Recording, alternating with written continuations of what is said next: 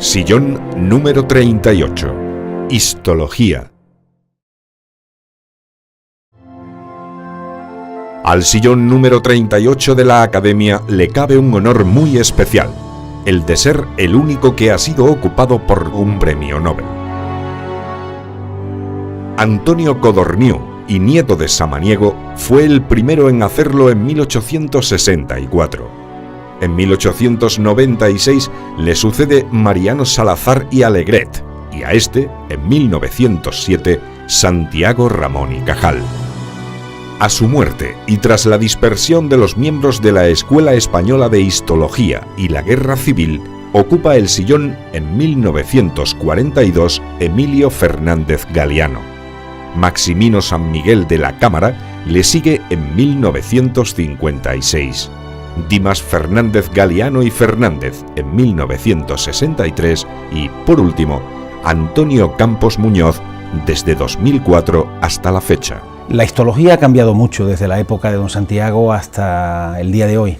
Los histólogos de hoy trabajamos, por supuesto, igual que se trabajaba en el pasado, en tratar de conocer la estructura microscópica del cuerpo humano y que el conocimiento de esa estructura sirva para el mejor diagnóstico de la enfermedad y para el conocimiento y la causa de las causas que producen las enfermedades. Pero la histología de hoy ha sufrido un cambio muy importante, ha tenido un cambio muy importante, y es que hoy día los histólogos trabajamos también no solo para conocer cómo son los tejidos, sino para construirlos.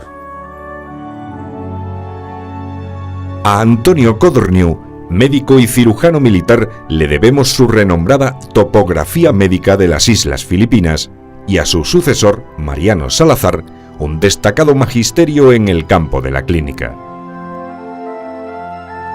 Tras ellos, ocupa el sillón en 1907 don Santiago Ramón y Cajal, el científico más significativo que ha dado España y uno de los más importantes de todos los tiempos. Tres son sus contribuciones más relevantes. En primer lugar, la terminación libre del axón de la neurona y las conexiones existentes entre ellas, lo que se conoce como la teoría de la neurona. En segundo lugar, la descripción de los circuitos neuronales en los distintos centros nerviosos, obra ingente que plasma en su libro La textura del sistema nervioso del hombre y los vertebrados. Y en tercer lugar, sus investigaciones sobre la regeneración del tejido nervioso que le convierten en pionero de la histología médica y la nueva medicina regenerativa. En 1906 recibe el Premio Nobel de Medicina y en 1928 es elegido presidente de honor de esta academia.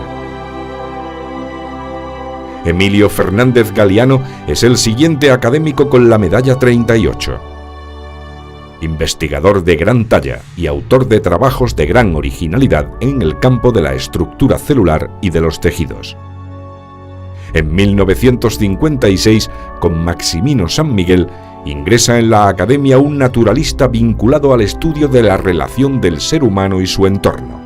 Su discurso de ingreso versó sobre la geoquímica de las aguas minerales. En 1963, Dimas Fernández Galiano ocupa el sillón número 38. Destacó por sus estudios en la morfogénesis en ciliados y por ser un destacado divulgador de los conocimientos biológicos. En la actualidad, Antonio Campos Muñoz ocupa este sillón 38 de la Academia. Es docente e investigador en histología e ingeniería tisular.